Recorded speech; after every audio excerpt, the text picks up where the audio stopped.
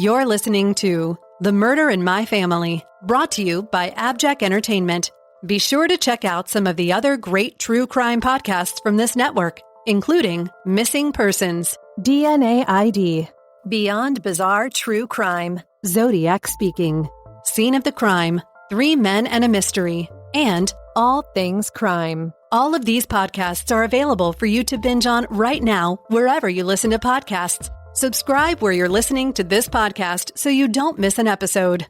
The views and opinions expressed by guests on this podcast do not necessarily represent those of the podcast, its host, or sponsors. If you would like to discuss the murder in your family on this podcast, please be sure to visit themurderinmyfamily.com for more information. You can support this podcast by visiting patreon.com/themurderinmyfamily. This episode may contain unsettling material or subject matter. Listener discretion is advised.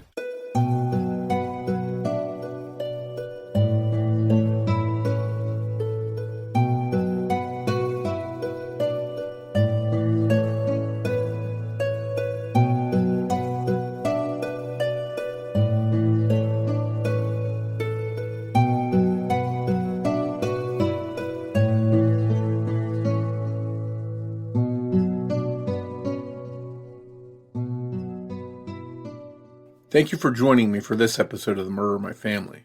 I'm your host, Mike Morford. In this episode, we'll be discussing the cold-blooded and heartbreaking double murder of a single mom and her 4-year-old son. An arrest and conviction for the shocking crime came early on, but years later, the man convicted of the crime was released from prison after it was determined that a DNA profile from the crime scene didn't match his. We'll dive into this case after some quick housekeeping. Independent podcasts like this one depend on word of mouth to bring in new listeners. So if you find that you enjoy this show, please take a minute to rate and review it wherever you listen to your podcast. And be sure to introduce a friend to the show and invite them to listen. With your help, The Murder in My Family can continue to grow and reach a new audience. To learn more about the show or the cases we discuss, please visit themurderinmyfamily.com. You can also find us on Twitter with the handle @MurderInMyFam, or by searching for the Murder in My Family podcast on Facebook. If you'd like to support this show through a Patreon donation, it's always appreciated, and you can do so by visiting patreon.com/the Murder in My Family. Benefits of supporting the show on Patreon include early access to ad-free episodes of the show, plus bonus content not heard in regular episodes. Support may also include thank you cards, stickers, and more. If you prefer to, you can also support the show through a PayPal donation by visiting paypal.me/the Murder in My Family. In each episode, I'll give shout-outs to any new supporters. And thank you to all the supporters that generously donate to help keep the show growing and improving. One last note. Please consider supporting any of the sponsors that you hear on The Murder in My Family, the way that those sponsors support the show. It's with our sponsor support that the show can go on and continue to provide a platform to share these stories with you in every episode. Thank you. And now on with the show. Rhonda Lynn Wicht was born on October 13, 1954 to parents Edgar and Nora Hamilton in Ohio. Rhonda had an older brother named Robert. The family of 4 moved to Southern California in the mid-1950s, and then the Hamilton family grew by 2 when Rhonda's sister Shelley was born, followed by the youngest sibling, a brother named Rick. The Hamiltons lived in Burbank before settling in Simi Valley, a Los Angeles suburb. Growing up, Rhonda and Shelley shared a room, and together spent endless hours talking, listening to music, caring for animals. Rhonda was a great older sister to Shelley, often tackling questions that were too difficult or embarrassing for Shelley to ask her mom. After graduating high school, Rhonda moved out to start her adult life with her fiancé, Donald Wicht. The young couple got married in August 1972 and moved to Texas. On October 12, 1974, they welcomed the son, Donald Allen Wicht Jr., born just a day before Rhonda's birthday. The little boy that everyone called Donnie quickly became the light of his mom's life. But unfortunately, things didn't work out between Rhonda and Donald Sr., and their divorce became final in May 1977. Rhonda, not wanting to be alone, moved back with Donnie to Southern California to be closer to family. Rhonda knew that being a single mom would be tough, but she felt she was up to the challenge.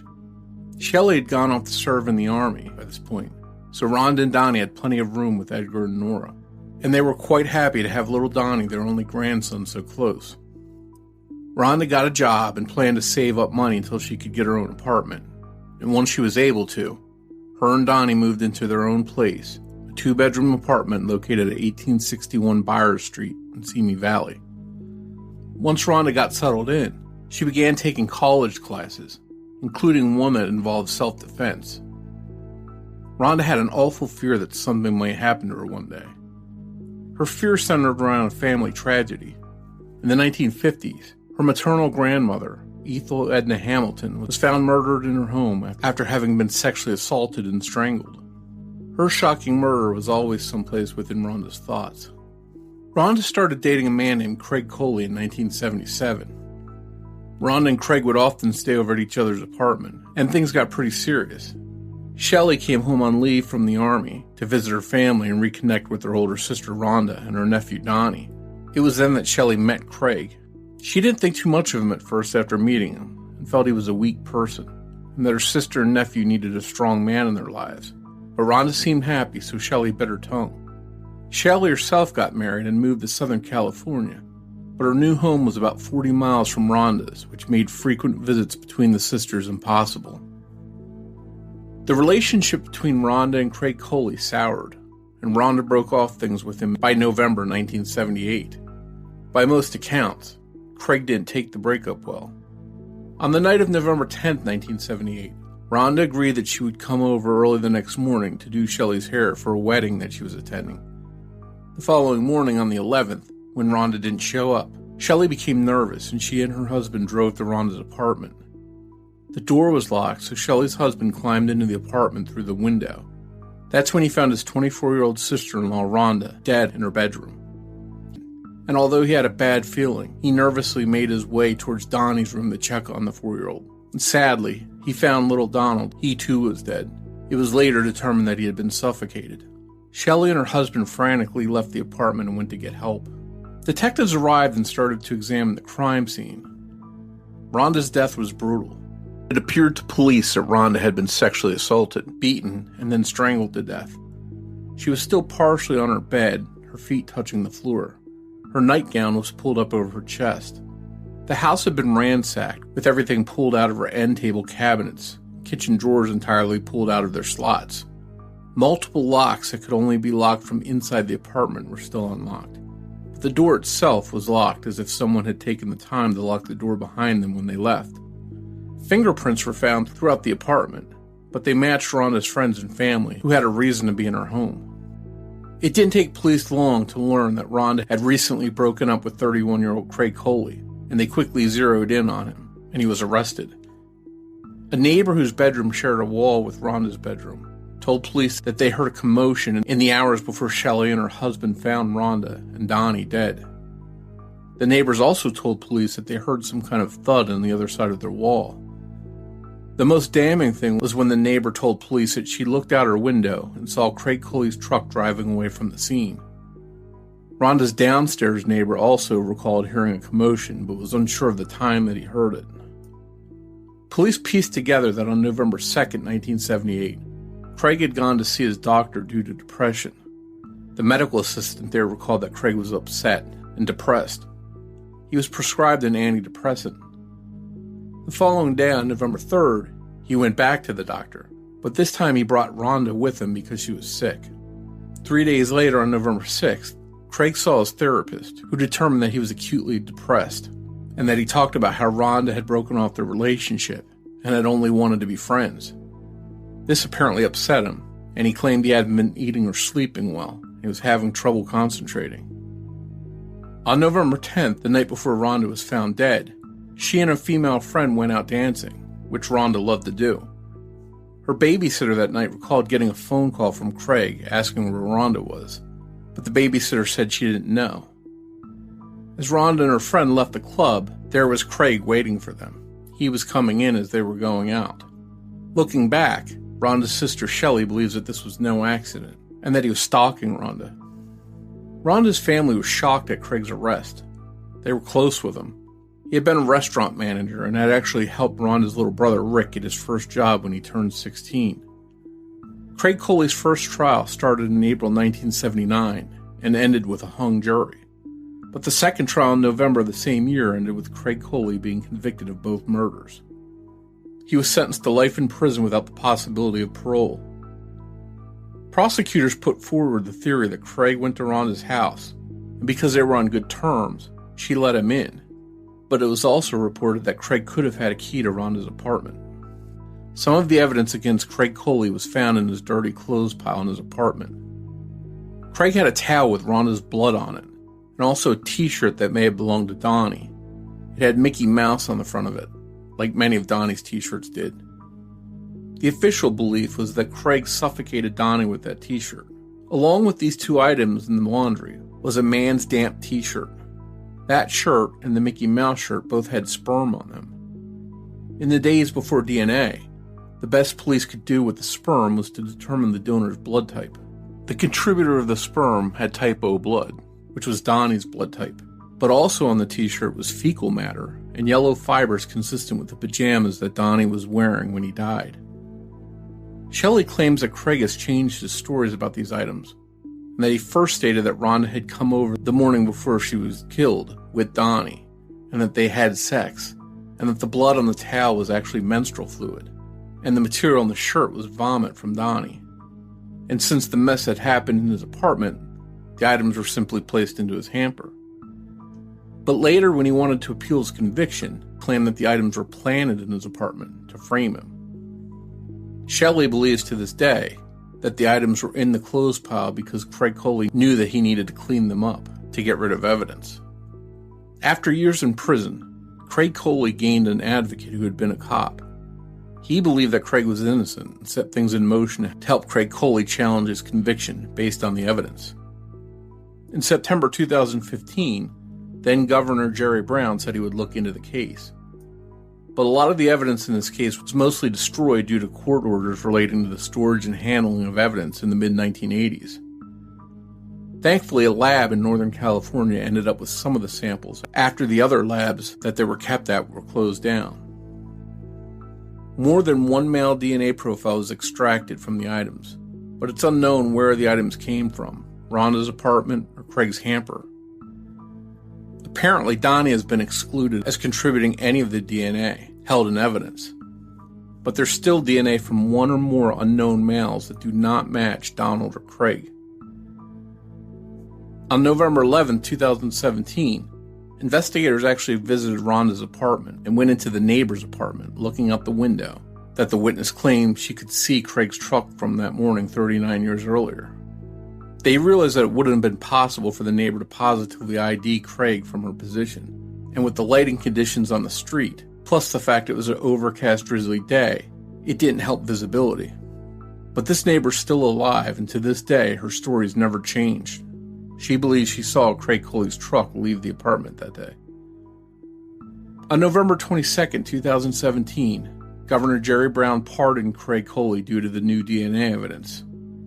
A judge from Ventura County also ordered that his conviction be erased and announced that he was factually innocent.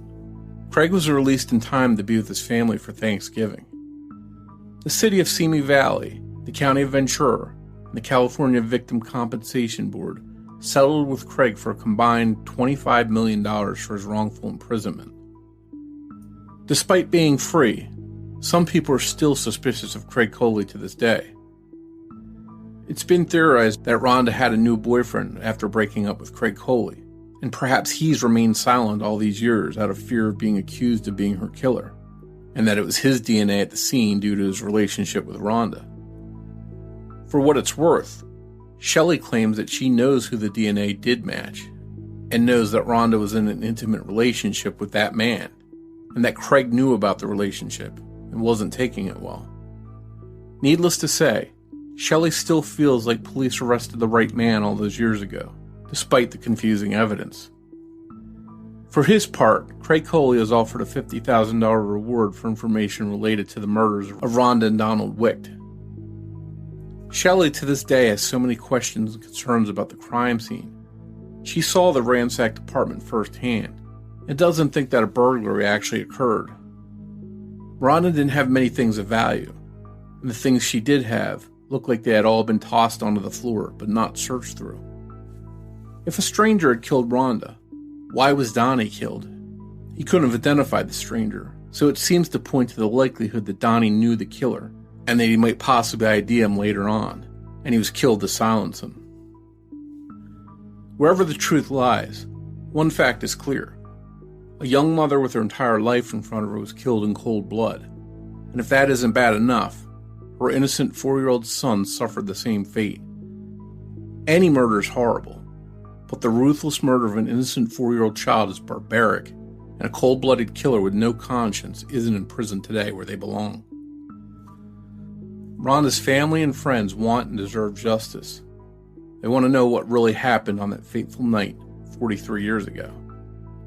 If you have information about the murders of Rhonda and Donald Wicht, please contact Detective Christopher Lamb with the Simi Valley Police Department at 805-583-6957. I sat down to talk with Shelley about the heartbreaking murders of her sister and nephew. That conversation is coming up in just a moment.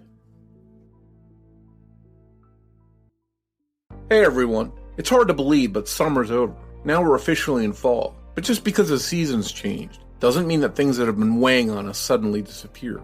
If there's something that's interfering with your happiness or preventing you from achieving your goals, I'm happy to tell you there's help. And that help is BetterHelp. BetterHelp Online Counseling just might be the right solution for you. BetterHelp will assess your needs and match you with your own licensed professional therapist. You can connect in a safe and private online environment. It's so convenient. And you can start communicating with a counselor in under 24 hours. This isn't self-help, it's professional counseling. Send a message to your counselor at any time. You'll get timely and thoughtful responses. Plus, you can schedule weekly video or phone sessions, all without having to sit in an uncomfortable waiting room. BetterHelp can assist you with so many things, from anxiety, depression, and grief, to sleep issues, LGBT matters, and family conflicts, and so much more. Anything you share is confidential, and while BetterHelp isn't a crisis line, it is convenient, professional, and affordable. In fact, so many people have been using BetterHelp that they're recruiting additional counselors in all 50 states. I want you to start living a healthier life today. As a listener of the Murder in My Family, you'll get 10% off your first month of BetterHelp by visiting BetterHelp.com/family. Join over 1 million people taking charge of their mental health. Once again, go to BetterHelp, that's HELP.com/family, and you'll save 10% on your first month of BetterHelp.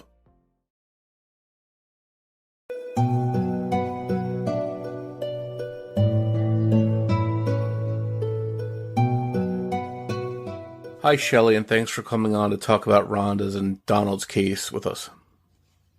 Well, it's nice to be with you, Mike. And I just wanted to ask you from the very beginning, a lot of times sisters are very close. Were you and Rhonda close growing up? We did share a room together. We did argue a lot. We were very opposite people. She was about 3 years older than me, and she was kind of an old soul. She was a lot older than her years. So, and I wasn't. I was just a kid. But pretty much we got along. Rhonda was a very caring, easygoing person. I was a little bit, I was the bratty little sister, and I definitely was, no doubt about that. But yeah, I would say we were close. There was explained a lot of things to me that I didn't want to go to my mom or dad and ask about. She was kind of the grown up, and so she would answer my questions. She never snitched on me, where I would always snitch on her. So I was just a stinker. But she, by the time I was about 15 is when she moved away, when she got married. So we didn't have a lot of years together. I think more formative years where we would have formed more of a sister bond and not as kids. I don't have real strong memories, unfortunately. I just don't. But there's things that trigger memories of her, and it's mostly songs and smells are what bring her back to me. Things we shared together. Yeah, after so many years, it's kind of odd, kind of It is remarkable really hard to realize that things like that can trigger that for you. We had an older brother, my big brother, and then I have a little brother. Me and Rhonda were the two middle children. With the age difference between my brothers, there was a 10-year age difference between those two. But Rhonda was always the one, kind of the peacemaker between everybody. She kept a lot of my older brother's secrets and things that he did. She kept, she didn't tell my parents, and things that, she would take care of my little brother because he went through many years of surgery when he was little. And so she was always taking care of him. So she was just, she was just one of those people with the big heart. And I guess I took advantage of it. I wish I could have those years back to appreciate the person she was a little bit more, But yeah, we all got along. I mean, we all played together as kids, even my older brother. So it wasn't like, we didn't do things and didn't enjoy things. And we were the only parts of our family that were in California. Everybody else was back east. So we didn't even have cousins to grow up with. We were, it was just us. So we were really all we had, except for, of course, our friends in the neighborhood. And did you grow up right there in Southern California? Yeah, yes, we did. In Simi Valley, where she died. When she got married, she was 18. She married Donald in 1972. How did your family react to her getting married so young? And was that a little bit of a shock to everyone that she moved out and got married that quick? I don't think so. I don't think. Of course, this was the early 70s. Things were very different then. Things were a lot different then. And she was actually 17. She turned 18 in October. I think they got married in August. I was a little surprised at her choice, but, I didn't really know him, and I didn't think he was really her type. But then, what did I know? I was just a kid, and he was a very nice guy, but, I don't think everybody was shocked. I think, I don't remember anybody, my mother ever saying anything. My mother pretty much, kept her opinions to a point to herself, especially something like that. But something she was opposed to, she definitely would have been outspoken. But no, I think he was welcomed with open arms. And then they moved away. As just about to ask you, to Texas, is it? Eventually, yeah. I think they, for a short time, lived in San Francisco. I think that's where he worked, but, I don't honestly remember. I know he was from Nebraska. I don't think they ever lived there, but yes, eventually they moved to Austin, where Donnie was born. And things didn't work out. They wound up getting a divorce. What was the aftermath of the divorce? Did she come back home like immediately, or did she stay there for a while? Pretty much. I kind of had to go back and look, because I had joined the Army when I was about 19. I was about a year out of high school, and I would join the Army. And when I left for basic training, they were writing me letters. Both of them, her and Dawn, both had written me letters. I think I'm trying to remember when I came home on leave after basic training. I want to say she was there. I know she was definitely there. I came back after I finished my school at the end of summer, and I know she was there then, because at that point she was actually seeing Craig, because that was the first time I met him. And you mentioned Donald Jr. being born. He was born in 1974. How did having a baby change Rhonda? Was she excited to be a mom? Oh, gosh, yes.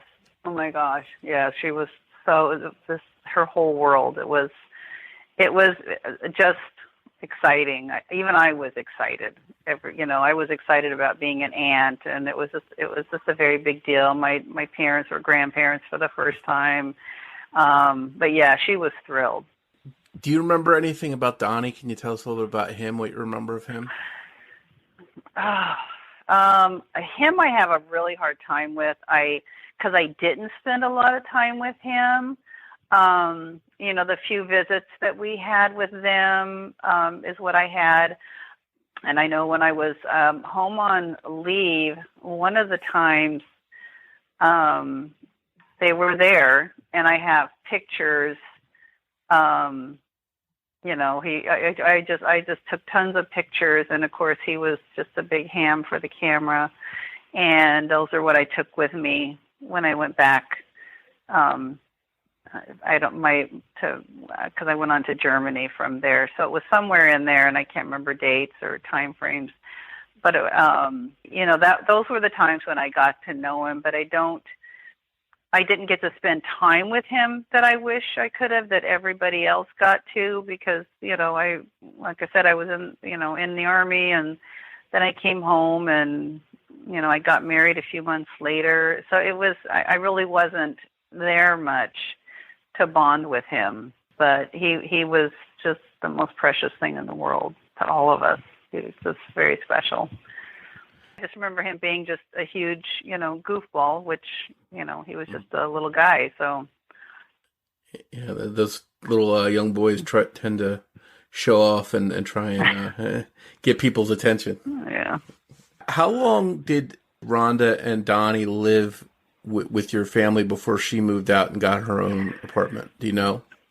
I think by the following spring after the divorce, so that would have been about because that was in 1976 when I was in the Army. So the following spring, she had gotten her own place.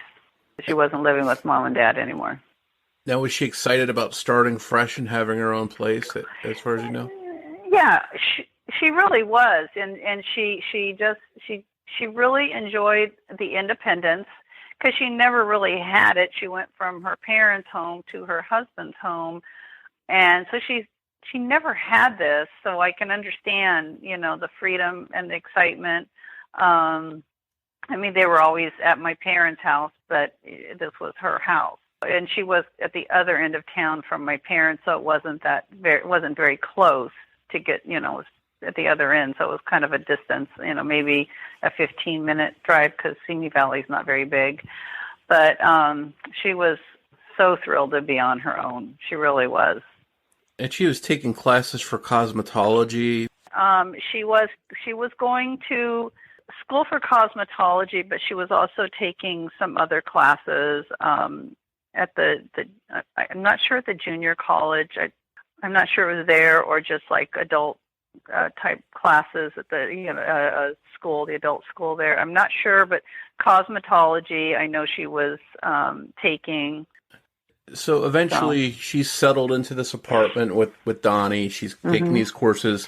She's newly divorced, and she decides she wants to start dating, and she starts dating one of the people she meets is Craig Coley, who you mentioned. Did you didn't know him at the time when she started dating him? Was that somebody she just met herself? I don't remember how their relationship came about. I just know when I came home, and I want to say it was when I came home on leave at the end of that summer.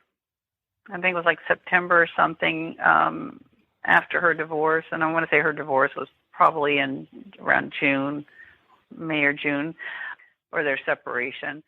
They picked me up from the airport. So that was the first time I had ever met him. And I don't know how they met. I know nothing about that. It's not something we ever talked about, and it's nothing I've ever asked anybody. I never asked my mother how they met. And, I have things of, writings of hers, from letters and stuff, and she never mentioned how they met. What were your first impressions of him? Of Craig? I was a little surprised that he just seemed like, and this is just kind of bizarre, but my first impression of him was he just seemed like a very weak man to me. He didn't seem like a strong individual, and I thought she needs a lot stronger person than that, because my sister, I always saw her as kind of fragile. in a sense. She wasn't a strong person, and I don't know what she saw in him that I have no idea. But that was just my first impression. I was not impressed. I mean, he was a nice guy, but I was not impressed. My first thought was he just seems so weak to me. That's just how I thought of him. Was he different than her ex-husband? I don't know that he was, because I think I saw Don kind of in the same light. I didn't see him as a strong person. I was surprised that, like I said, I think I said that, of her choice. She had boyfriends in the past, and that I thought were really great people. I don't know if they ended up great people, but they were stronger, more. They were guys. They acted more like guys. I just saw weak people, and I was just a little surprised. But she was very critical of my husband as well. So maybe it was just, I just expected, I was being a little too protective. But maybe that was just it. But that was just how I looked at it. You mentioned, you're married, you're back here in Southern California by this point. Mm-hmm. Did you and Rhonda's relationship change at all? Did you get a little bit closer now that you were more an adult at this point? Yeah, we did. We actually did. Back then we didn't have the luxury of being able to talk long distance. It cost money back then, so sitting and talking on the phone for hours wasn't it wasn't practical at all for anybody. So we didn't have that luxury. And my husband and I lived in LA, so we were probably about 40 miles away. So it was kind of a trek to go to see me to visit. So I didn't, we'd see them every so often. I think because then I also had become a mom, and I think us being parents together, I think, we started, I think, things were starting to get closer because we really had something more in common, and we were grown-ups. And I know I was kind of excited about having a grown-up relationship now that we were grown up. That didn't last very long. But yeah, I think we were starting to get closer. When you did talk to her, did she confide in you about what was going on in her life? Any issues she had, things like that? Not really. I can't say we ever had any one-on-one time to do it. If we had, had time to sit on the phone, I would bet we'd be on the phone for hours. But, and I'd probably know more. The only time she ever opened up to me was actually the night before, the evening before they died. And then she told me that her and Craig were seeing other people, is what she said. So other than that, I just don't remember us ever talking. I never talked about my husband, and she never talked about. And we just didn't. We were always with family, so it wasn't something we sat and talked about. But I think if circumstances were different, we would have, yeah. And mentioning her saying that her and Craig had decided to see other people, what else did she say? Can you talk a little bit about that conversation, about what she said in that, as far as you can recall? The only thing I can remember us talking about, she was just telling me, and I had just gotten to see me that evening, and we were spending the night. My husband, I had dropped him off at work. He worked the swing shift in Burbank, and I dropped him off, and my daughter and I drove on to see me, and he was going to get a ride with my cousin to come home back to my parents. So we had a little bit of the evening together. And that's when she told me that they were seeing other people, because I didn't know about it. And by this time they'd been together a couple of years. And I said, well, how is Craig handling it? And she says, well, not very well. And I think that was really the extent of the conversation. I don't think we talked much more about it because, we weren't the only ones there. There was, my mother and, we had our kids. So, there was other people in the room. So I do remember that part of the conversation because she said he wasn't handling it very well. So it sort of stuck out to you that, it was pretty clear. It really did. Yeah. Yeah, it really, really did. It definitely stuck out to me. Take us back to Saturday, November 11th, 1978, and if you can, just walk us through how that day unfolded for you personally. Well, my sister and I was in town for a wedding, and the wedding was Saturday evening, and was one of my best friends from school, and so Rhonda was going to do my hair, and we were going to meet the next morning, where she was going to pick me up, and we were going to go over to the school, and she was going to do my hair there.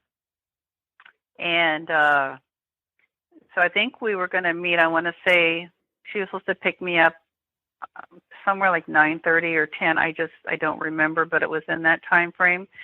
And my husband had come in late because he was out with my cousin. My husband was out with my cousin. I knew he'd be in late because they worked late. And so when he came home, early, late at night, I woke up and we talked a little bit, and then we went back to bed, and our daughter was in the room with us.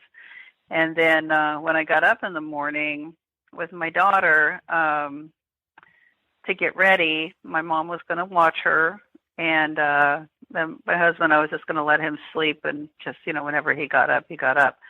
And so I was ready, and she hadn't come yet, so I started calling her, and the phone just kept on ringing. So after a little while, we started getting concerned because it wasn't like her. And so me and my mother were going to take my daughter, and we were going to drive over to her apartment. Then my husband had gotten out of bed, and he said, well, I'll go with you. And so my mom said, okay. And so she stayed home with my daughter, and we drove over. And I know I was very nervous. I didn't have a good feeling at all because nothing was adding up. It wasn't like her.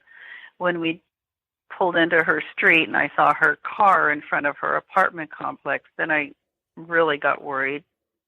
And it was a kind of apartment where the landing was on the outside, so the stairs were outside, and you walked up the stairs to get to her apartment. And so we walked up there, and of course there was no answer, and her curtains were drawn shut, and she had a window that was on the landing, and it was a low window.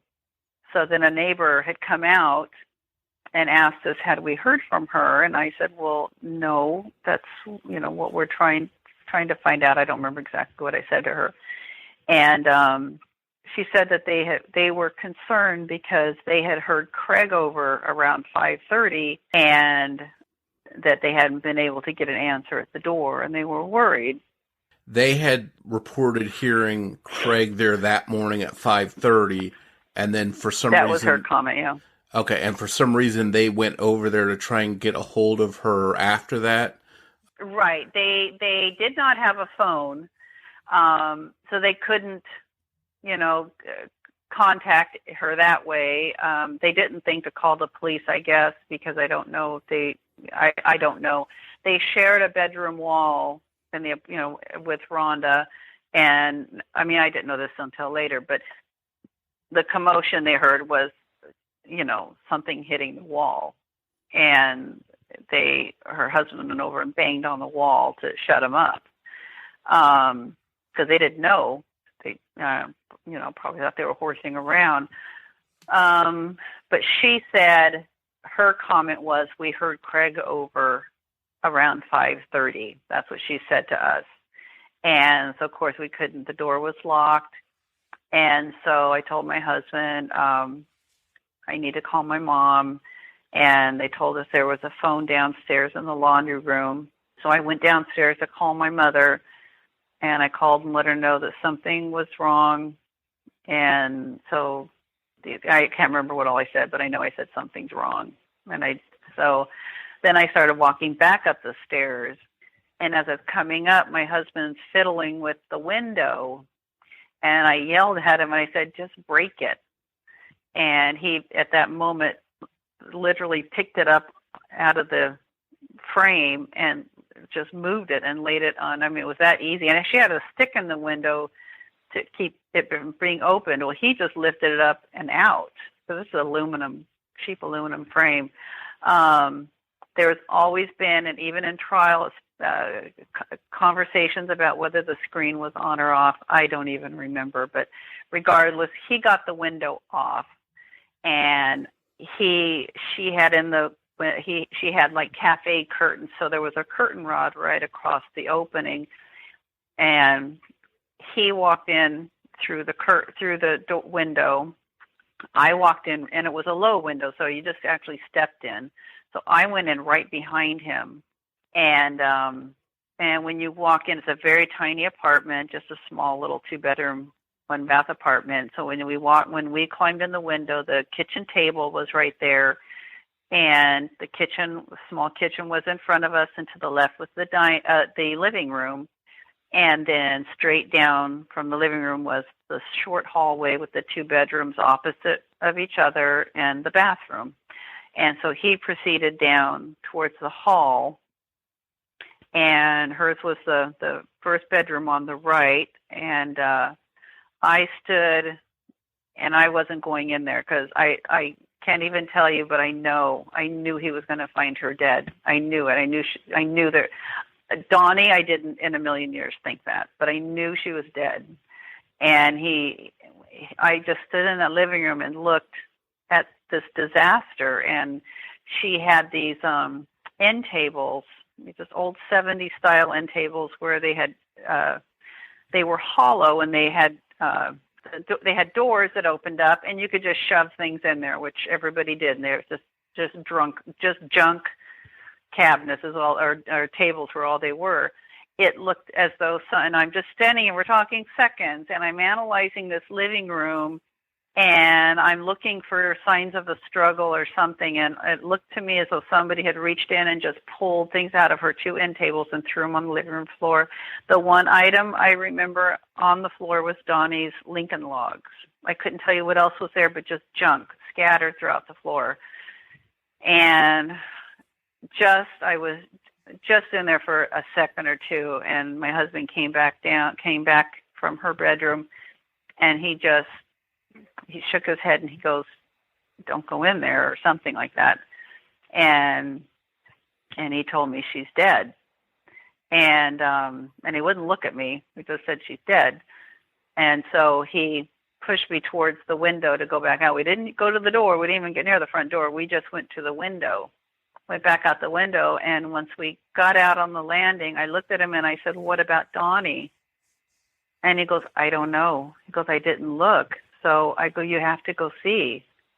And I thought, Craig could have taken Donnie, because that was my thought. He's killed Rhonda and he's taken Donnie. And who knows, it was like 10:30 by this time. In 5 hours, who knows where he's at? And that was exactly what I thought. And so he climbed back in the window, came back out, and he just said he's the same way. And so that's when, I said somebody needs to call the police. Pretty much from there, it's all a blur. I don't remember much else about that day. Really very little. I have seen pictures of us. There's a picture in the newspaper of us sitting by our truck, me and my mom and dad and my husband. I don't even remember that picture. I don't remember us doing that, but that's all I remember about that day. That was pretty much it. But I do remember the mess in her living room, and the kitchen drawers were pulled out. I don't remember anything on the floor, and I just remember thinking that they tried to make it look like somebody was looking for something. How hard was it on your husband? It was pretty hard on him. he wasn't a person. I've only seen him cry. We were only married for 5.5 years, and I only saw him cry once, and it was during this time. And he just didn't, he didn't show a lot of emotion. It was hard. He said he was so scared when he went into that apartment because he said it was rainy, so it was gloomy. The curtains were all drawn in every window, so there was really no light coming in. So it was really a dreary atmosphere to begin with. So he just didn't know if somebody was there waiting. And he was, I don't even think he knew I came in behind him until he came back in and I was standing there.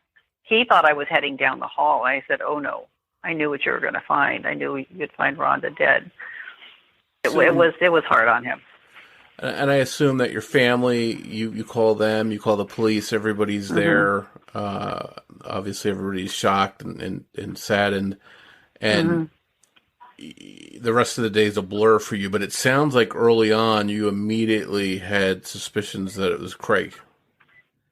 Immediately. On the way over there, my thought was what if he's gone crazy and killed her? That was my thought.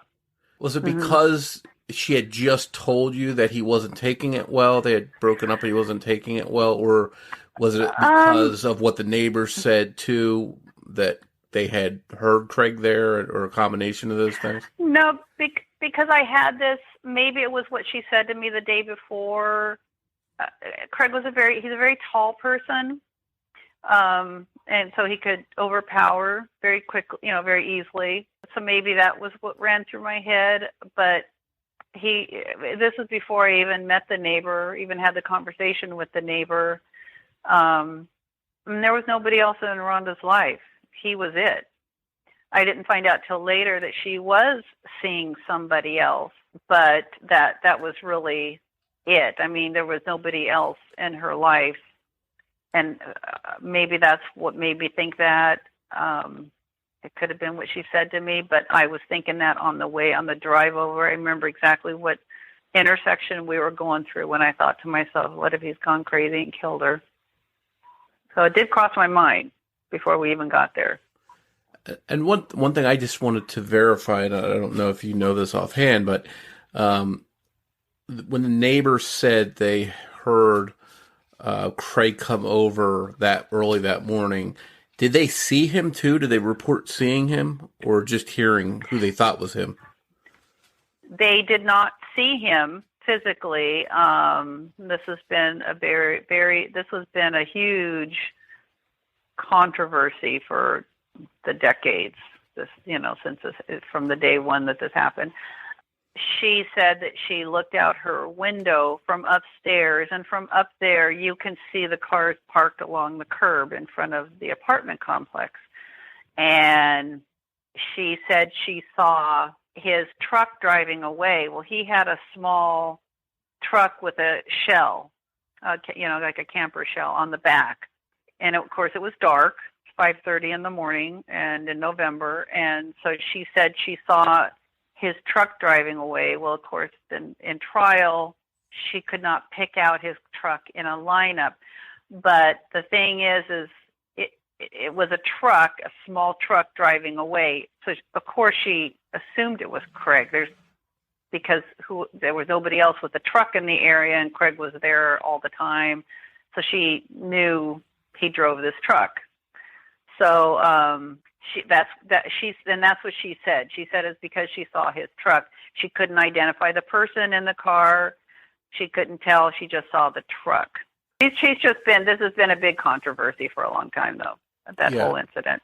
And she said that she saw the truck when she looked out the window. They heard the thump on the wall, but it wasn't a case of her hearing him talking through the wall or anything like that. It was strictly the thump and then looking out and seeing his car driving away.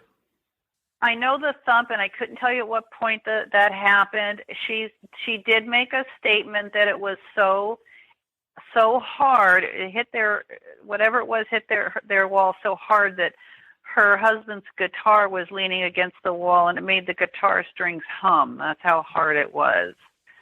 And that's when her husband banged on the wall. I think she said she heard the door close, and going through old articles and stuff, I think the newspaper said it was about 6:50 that she heard it, but she told me it was 5:30. So,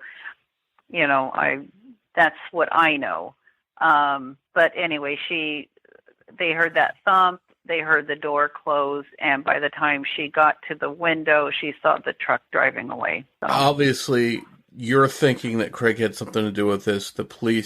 She tells the police that she saw Craig's vehicle, so I assume early on he's the top suspect in their minds. How quickly did they find him and question him? Do you know that?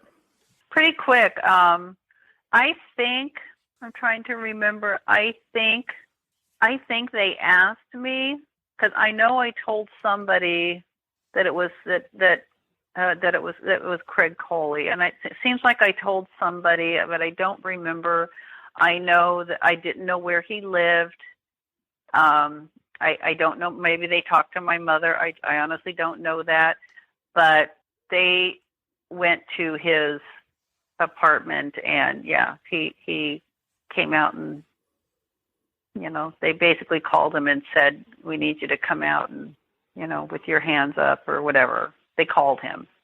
It wasn't like they were out there with their pistols drawn or anything like that. They didn't have weapons all drawn, but it was a phone call, and apparently he had been calling saying he had heard something was wrong with his girlfriend. He called the police because he couldn't get a hold of her parents. Okay, so immediately it sounds like he comes out and they take him into custody that quickly. Mm-hmm. Mm-hmm. And was he read his rights and arrested on the spot, as far as you know? I don't know. Yeah. I don't know if I don't know if that was the case. So eventually he is arrested. We know that. He goes to trial. He's convicted of the murders. How long a process, how hard a process was that for you and your family to have to wait for that to happen? It actually happened fairly quickly. I worked in Vegas. I for 11 years, I worked in Las Vegas in the court system, and it took years for things to come to trial. And so when I look back, it happened so quickly. This happened in November. I believe it went to trial the following year in 1979, and we did have to testify. I was a witness, my husband, we had to testify, and of course my mother, so we were excluded from the courtroom because we were witnesses. So we didn't get to sit through any of the trial. And I don't remember a whole lot about it. I barely remember even testifying. I know that one was a hung jury. It was 10 for conviction, 2 against. So that was a hung jury. And then the next trial started within months. And I don't believe they were going for the death penalty. I think that was off the table. I think they, were just going for life without parole. But anyway, he ended up getting convicted the second trial, but we had to go back and testify the second one again. Had to go through it all over again, but it was tough. It was hard because your life cannot go forward. You're stuck. You're stuck in the same spot. You have to keep saying the same thing over and over and reliving the moment over and over. So it was very, very hard. Now, did your family feel that justice was served at that point? That, hey, he's in prison where he belongs and he's not going to hurt anyone else at this point? Yes, we did. But my mother, my mother had said on the day of the murder, she took the time out to go and give a statement to the local newspaper. And because she was a firm believer in the press, and she felt, she said, she wanted the correct story out there. She just didn't want them writing just things here and there. She wanted the true statement out there. And so she she went out and gave a statement to the newspaper. And this was the day of the murder. So I don't know, looking back, it's amazing because I don't think I could have held it together. But, and she had always said that because she loved Craig very much. She adored Craig. And she had always said she felt like she lost 3 children that day. And she had even always said that, and she did believe Craig did it. There was never a doubt in her mind that he didn't do it. I mean, she knew he did it. But, it was just always sad. And she had forgiven him a long time ago. And she'd forgiven him. And she had always hoped that he would reach out to her. And I think it really hurt her that he never did. So, in the time, because he was out on bail between trials when he was, they were able to get him out on bail after the hung jury. And I think she was just really hoping, okay, maybe now he'll get a hold of me. I think she just wanted to talk to him and let him know, I still care about you, but he never did. He never reached out to her. And I think that really broke her heart, but she did care for him. So that it was hard for her all the way around just because it was all 3 of them. She always did believe he did it. Years go by for your family. Mm-hmm. Here he's paying for the price for what he's convicted of doing. And then he's released from prison because DNA recovered from evidence used to convict him didn't belong to him. What were your thoughts when he walked free? Oh my gosh. Well, in all the years, we knew that he had exhausted all his appeals. We knew they were all denied. And in the 80s, in Simi Valley was a small police department. They didn't have any way to store their evidence. So they would routinely, it'd go before a judge and they would be granted to destroy the evidence. Well, he had exhausted all his appeals. There was nothing left. There was no reason to hang on to the evidence. And so they gave my mother whatever she wanted to keep of it, and they destroyed the rest. And that was just routine. So then in 2016, and there were things off and on throughout the years. I mean, we can go back and, visit that too, because that's a whole other part of the story. But in 2016, my brother actually was contacted by the district attorney's office letting us know that Craig had filed for clemency, and did we want to write letters to the governor? And first we weren't going to, but as the more I thought about it, I told my brother, you know what, I want to do this, because it was really just him and I to deal with it. And so I said, I think I want to write letters. And so I wrote a letter. He wasn't interested. He said, just include me in your letter. So we did. We wrote letters. His clemency was denied, and so then this was at the end of 2016. So in June of 2017, I get a call from a detective in the homicide division of the Simi Valley Police Department. And he said that they are looking back into the case, and would I want to, answer some questions? And I kind of threw me. And so that when it was kind of all cracked open again, he had me convinced, because he said the DNA they found, he had to go searching.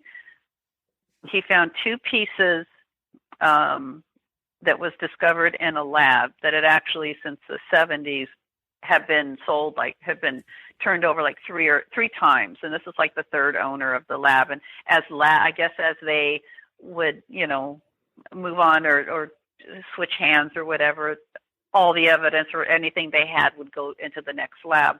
So they happened to find pieces that were in the lab. There were 2 things that they were able to test DNA.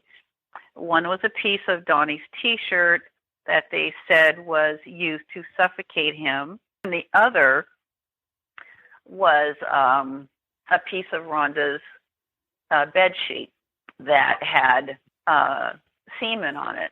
So it was a spot of semen from her bed sheet and a spot from Donnie's T-shirt. And the T-shirt was found in Craig's apartment. This is one of the things that hung him, was this T-shirt, because it was believed that he suffocated Donnie with the T-shirt and took it home with him. The sheet, the sheet we knew was the other man that she had seen. He told the police at that time in '78. He said, "It's probably mine," because we had slept together, so it's probably my semen. And of course, back then it was all blood typing; they didn't have DNA, and it was confirmed that it was his. So now, fast forward to 2017, and they find this stuff in this lab, and the T-shirt that had, and if you can explain this one, the T-shirt of Donnie's had 3 different semen from 3 different men on it, on this tiny little piece that they had in the lab, and some fecal matter. The bed sheet had the semen, and it was confirmed to be the other man that she was seeing. So, but the thing is, none of it was Craig's semen, none of it, and that's why they said they could not put him in the crime scene, because his semen wasn't there. So I don't know. It's never been explained to me, and it's not just the DNA. There's a lot of other things in their investigation that came into play with this, but it's to me, it's not convincing, because it's been how many years now, and they don't have anybody. They were so convinced that they were going to get somebody on this, and there's nobody. And they still, they kind of have to stand, by the fact that Craig didn't do it, because that's how they got him out. There's a lot of things at play in this, and I don't think it's all good detective work. I really don't. I think it's very political. That's just my opinion. The fact that Craig's DNA was not on those 2 little items is how they claimed that he was. They could not put him in the crime scene. Now there was no semen present, as far as I know, in her. So she wasn't raped or didn't have sex with the person. She was beat up and strangled. And so why the absence of semen doesn't mean, anything, or the presence of semen doesn't mean anything. It doesn't make you kill her just because it's there, and it doesn't make you innocent just because it was there. But there's other things, a lot of. So it's very technical. It's a lot. Not technical. It's complicated. It's very complicated. Yeah, you almost have to have some kind of science background to break down all the evidence and how it's processed and everything. I've not seen pictures, and when the detective was sitting here with me, because they went through all the scenarios, they even looked into serial killers at the time in the area, which shocked me. But those all, they were all cleared. There was 2 of them.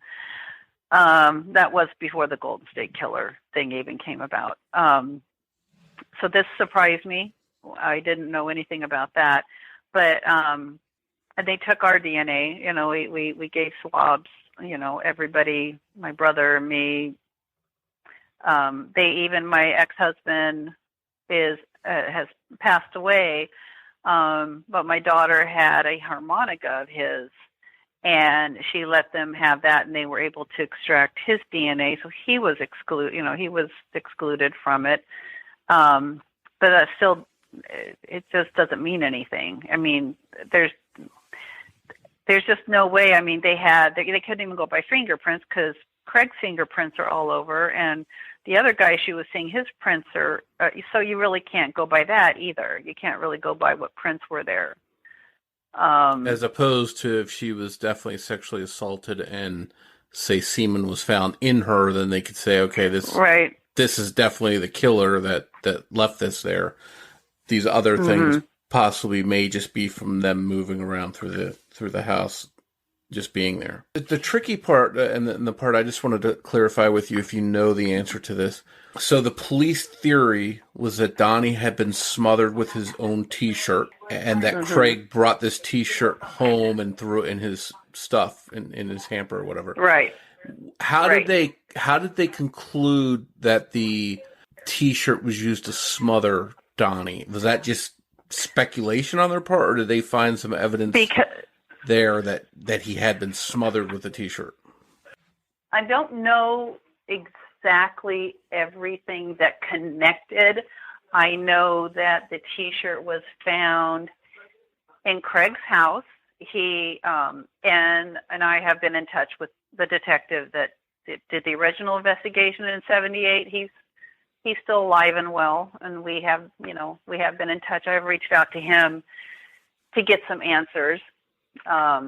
He told me that when they found the shirt in the hamper, it was shoved into Craig's hamper in the center, like down in the middle of the hamper. He said that it was still wet, and he said it was still wet from saliva. That's what he said.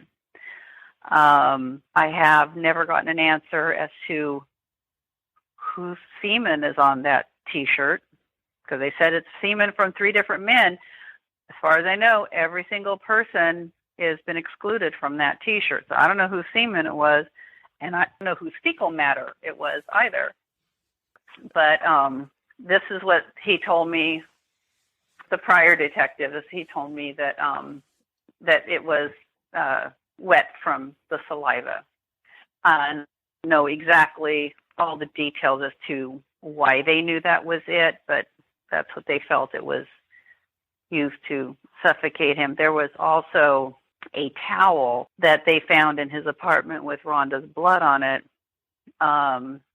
He had a whole different story for that, but it was theorized that he used that towel to clean her up, to clean up the crime scene, because apparently, I guess she had a head wound, but there was a little bit of blood. But this is what they said. And he took that home and also put that in his hamper. Well, his story is that and this is what he said. Now, I haven't heard this story recent, because they're now saying, or he's saying, that he was framed or the evidence was planted. But regardless, and that towel is kind of put to the wayside because they don't have anything on that towel. That wasn't part of the DNA evidence. But they did know, Craig said that my sister had come over in the morning before, the wee hours of the morning, on the day that she told me they were no longer seeing each other. But he said that she had come over in the wee hours to his apartment, brought Donnie with her, and he had a studio apartment, and he claims that she came over to have sex with him, but she was on her period, and so the towel was used to clean it up. Well, she was on her period, and the blood on the towel was consistent with, did have epithelial cells consistent with menstrual blood. And then he said the T-shirt was used because Donnie had thrown up, and they used the T-shirt to clean it up. That's what he claimed. I have not heard that story since, because when he filed for clemency with the governor, if you look at the clemency, the report, which I have, they use the word framed, and he was not framed. So I don't know. I guess that story is no longer the story, and that's what I know. But those two things are really what hung him. Apparently, the jury did not believe his story, and that's why they convicted him. So his explanation at some point previously for the towel being there and for the T-shirt being there was that because the day before the murders, Rhonda had supposedly come over with Donnie to have sex with him, and that's how they left the shirt and the towel there at that time, and that's how they came to be in his apartment. Exactly. That's what he said. So here you are all these years later, and the person that you think did this is free. Do you feel like you're back to square one? Not really, because I think Well, what's frustrating about the whole thing is the story that's been out in the media, and the people that are involved in this.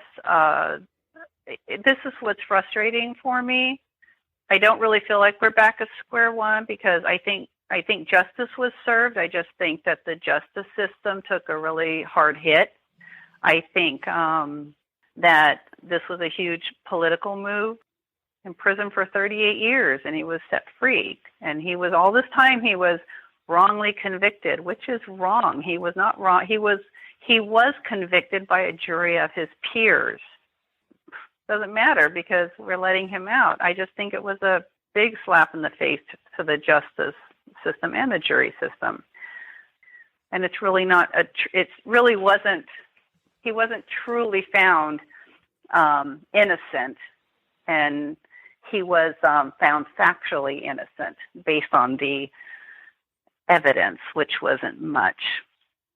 Another thing they also base this conviction or the clemency on, the pardon on, I should say, is supposedly he had an airtight alibi. Well, I never even heard that he had any kind of an alibi. Well, apparently he gave a bus boy a ride home that morning around 4:30, and the detective on the case now told me that they even saw his time card, so they know that his timing was correct. The detective from back in 78 told me they did. He goes, we did investigate. We did talk to the bus boy, but he goes, I don't remember if he testified or not. But his story conflicted with Craig's. There's always been a thing about the time. There's always been a kind of a lapse in time. Nobody knows exactly. They weren't able to say exactly when they died. The coroner couldn't pinpoint when they died. But the girl next door said 5:30. A neighbor downstairs below said 4:30. I don't know about this guy. He's of course passed away, so they can't ask him. The press badgered him for a long time, a long time. But I guess he had run-ins with the law. He supposedly changed his time back. He changed it to 5:30 at some point.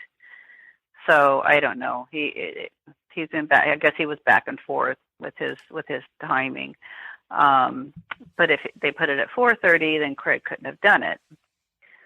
Put it at 5:30, Craig could have done it, because there is about 45 minutes in there that are unaccounted for, that we know of, maybe an hour, depending on, the girl next door said that she heard the door is around 6:50, I think is what the newspaper said. She heard something. I read somewhere that it was about 6:50.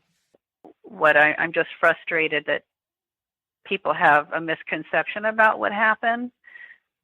You sound very frustrated by the whole thing, which I definitely can't blame you. It sounds like in your mind, and correct me if I'm wrong, but in your mind, that it wasn't a case of DNA clearing Craig, and the fact that here's the killer's blood and it's not his.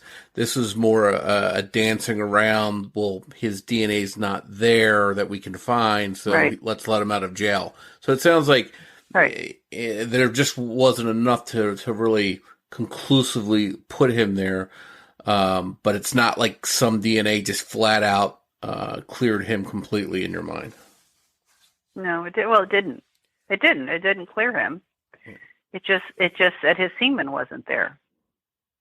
That's all it's saying. That's all they were testing, was that there was, his DNA was not present, meaning that they they're not going to find his blood, but they did not find his semen.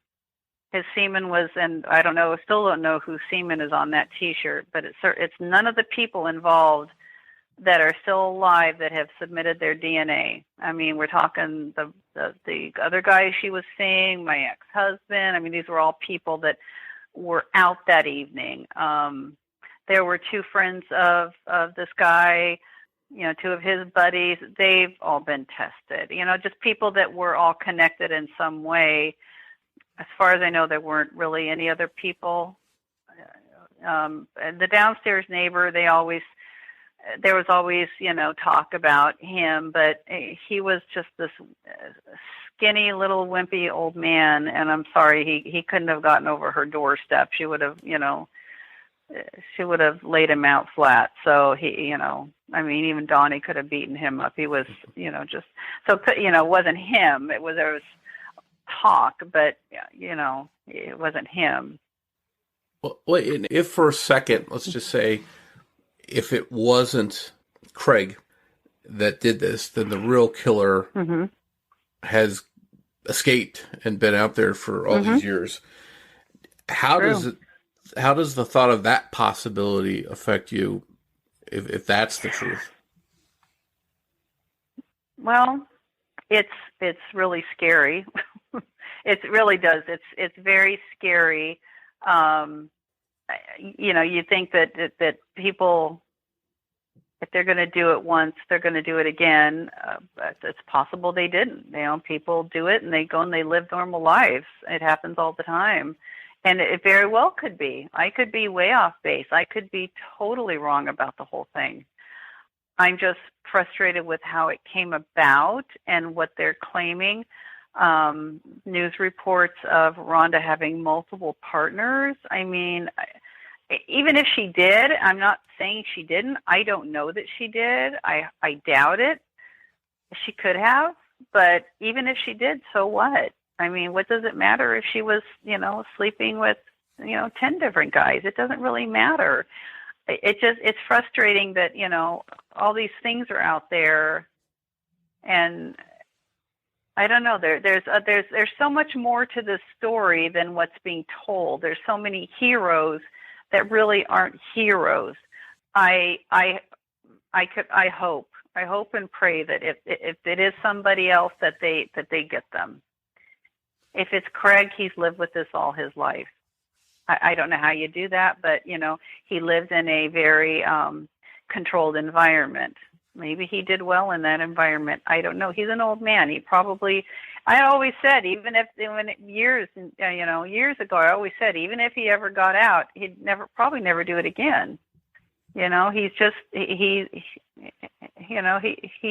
took his frustration out on a woman. The only reason Donnie died is because he was a witness. That's the only reason Donnie died, because he could identify who did this. Rhonda was, I think, killed out of, I think it was an anger thing. And it could have been somebody else. I don't think some stranger went there and killed her, because she had more than one lock on her door. Craig had a key to the door, but she had locks on the inside. And they were all unlocked except for the one on the door when we were there. So, and of course she could just lock the door going out. But whoever it was, she let in. They did not let themselves in, because she would have had all those locks, and it was not broken into, and nothing was stolen. So this was definitely someone she knew, and she was comfortable letting them in, with her little boy home. It is a scary thought, thinking that there could be, and the detective did have me convinced that there's somebody out there, and it was, it's frightening. But as time went by and as I started putting things together myself, then, I started having more questions. And that's when I reached out to the old detective. I found him and reached out to him. So, to kind of get other answers from before, because my mother's no longer here, so I can't ask her. And she had once told me, anything you want to know, just ask me. She goes, I'll tell you. So apparently she knew everything. And I didn't realize that until she made that statement to me. So she knew a lot. And she knew the truth. So, well, at the end of the day, you've got this young mother and this beautiful little boy who's, 4 years old. I mean, what could he have done to deserve what happened to him? Right. And that's what's seems to have gotten lost in the shuffle. As you mentioned, there's a lot of hoopla about Craig, whether he's guilty or not, being released and being cleared.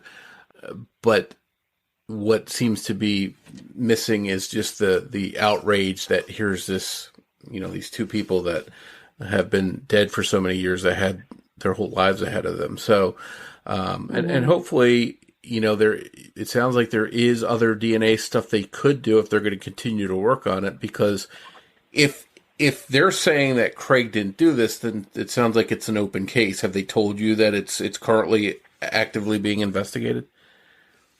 As far as I know, it is. They haven't told me that it's closed. They're not telling me exactly what they're doing, so I don't know everything. I did reach out to the detective because I did want to find out, did they ever identify the semen on the T-shirt or have any clue? She says it was complicated, so I don't know.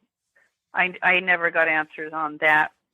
Really, I don't know that it really matters, but yeah, as far as I know, they are still actively investigating it. As far as I know, they are. Until I hear otherwise, I will assume.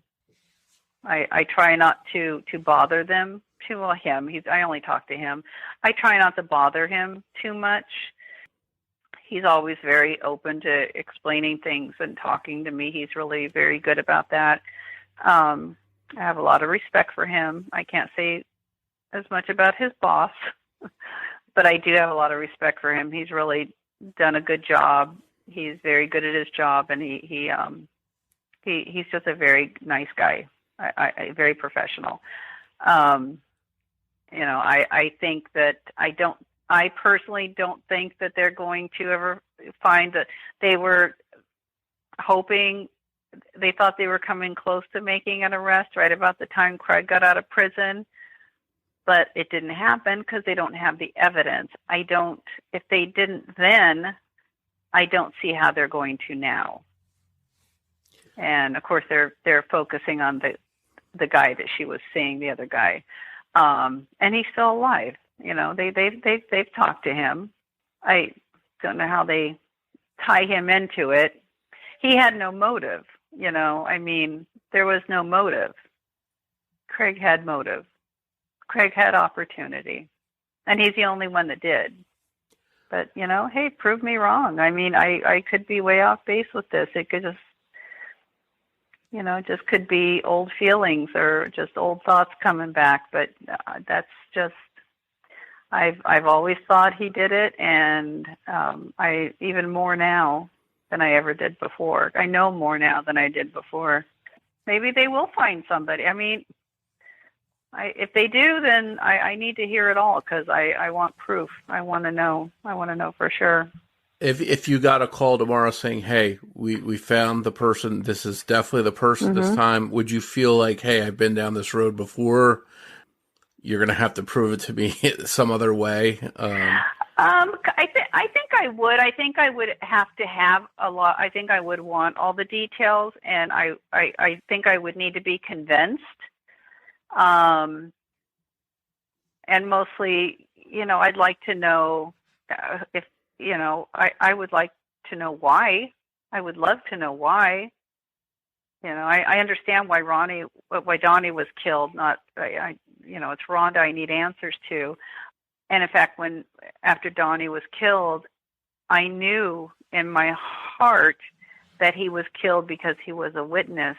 But because I couldn't handle dealing with it, I kept telling people, I think he was killed because Craig didn't, how did I put it? Because Craig didn't want life without Donnie, or I can't remember how I framed it, but I framed it in a way that we're a place where I could deal with it, because I couldn't accept the fact that Donnie was killed because he saw or heard something.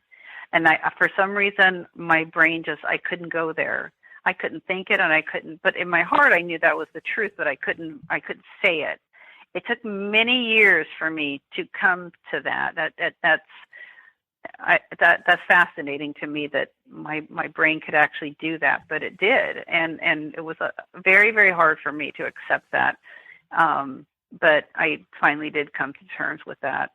It's So bad enough. that's a hard one. Donnie's the hardest. Yeah, and it's bad enough to do something like that to your sister, but to kill a 4-year-old child is just, that takes a special kind of evil with no conscience.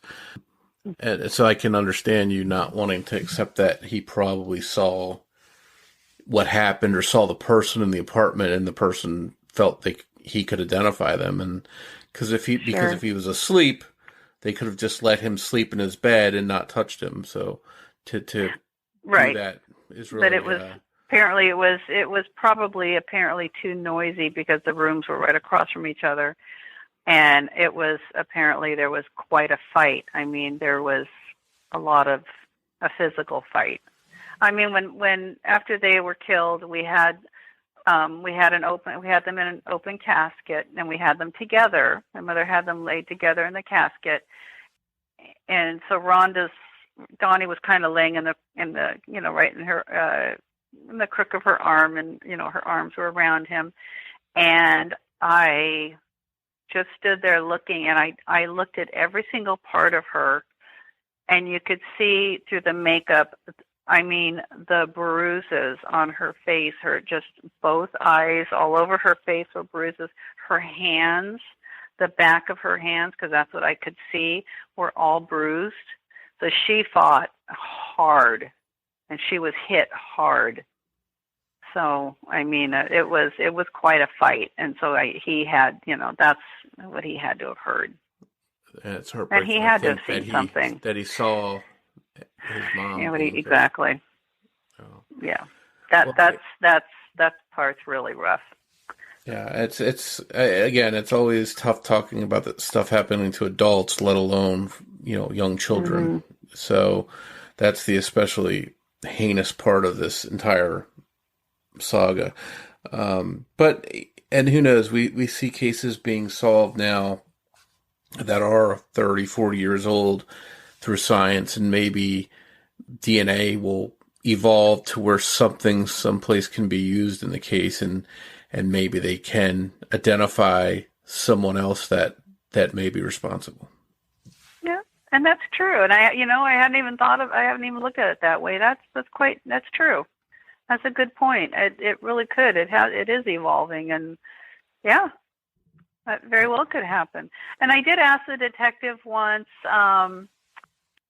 I had gotten very frustrated, and because they told me they were ready to make an arrest, and this was right before Craig got out, and that was November of 2017, and so by the following spring, I'm asking him, well, what's going on? You said you were going to make an arrest, and he says, well, I think he said he jumped the gun. Well, apparently they didn't have enough evidence, and the DA said no.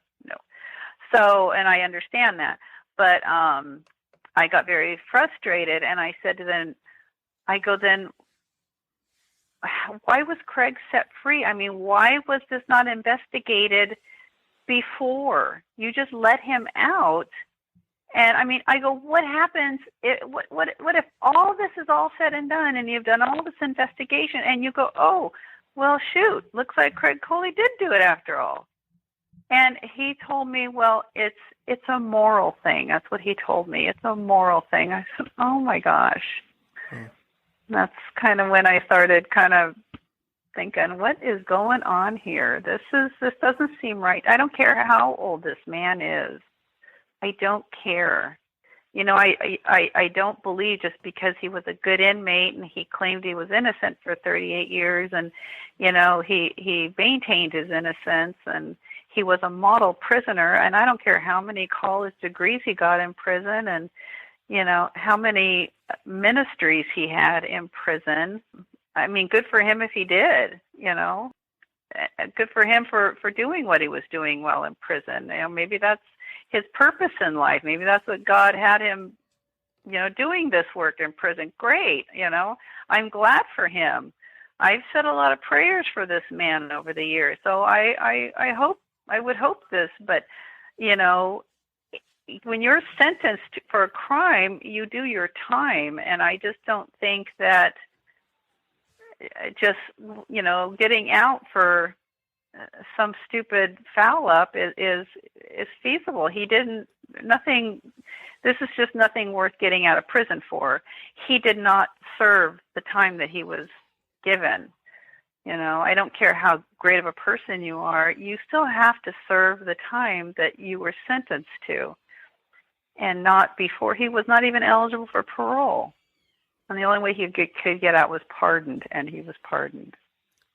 I don't know how they justify it, because all his appeals were exhausted. And you wanted to see, the investigation sort of being done before he was released, just in case it somehow came back to him again, or at least to have somebody else in place, so that when they released him, they could arrest somebody else. Yeah, I do. I think that they should have done a better investigation. I mean, get the investigation and get it down, and make sure you have solid evidence. I don't think that this was solid evidence, but there was a lot of people involved in this, and the timing was right, and the governor was on his way out. Their timing was perfect. They did everything right. The thing is justice got a huge slap in the face, and it bugs me. It just bugs me that, that he was not wrongly convicted. He was rightly convicted, and I just want people to know that not everything they read is really necessarily true. There's a lot more to this than meets the eye. So, well, I hope that somehow you do get some kind of truth eventually. It's been 4 decades, so hopefully somehow you do find out what happened, and the truth comes out, because at the end of the day, a young mother and a young child that have been dead all this time, and nobody's in jail right now paying for that. So yeah, I hope so. I hope it happens. I would just like answers. Thank you once again for joining me for this episode of The Murder of My Family. I'd like to thank Sonny Landon for writing and research assistance in this episode. As we wrap up, I'd like to play a preview for a true crime podcast. It's called Leave the Lights On. Be sure to give it a listen. We'll be back here soon with an all-new episode of The Murder of My Family, and I hope you'll join me for it. But before you go, remember that every murder victim means something to somebody. Leave the Lights On is a true crime podcast with a paranormal twist. Join creator Eliza and her co-host as they explore terrifying true stories and chilling crimes. Growing up, Eliza had an odd obsession with the darkest desires of humanity and an insatiable curiosity about the afterlife. Now, each week, Eliza brings you tales that will make you want to lock your doors, hide in your room, and of course, leave the lights on. Available on Spotify and Apple Podcast.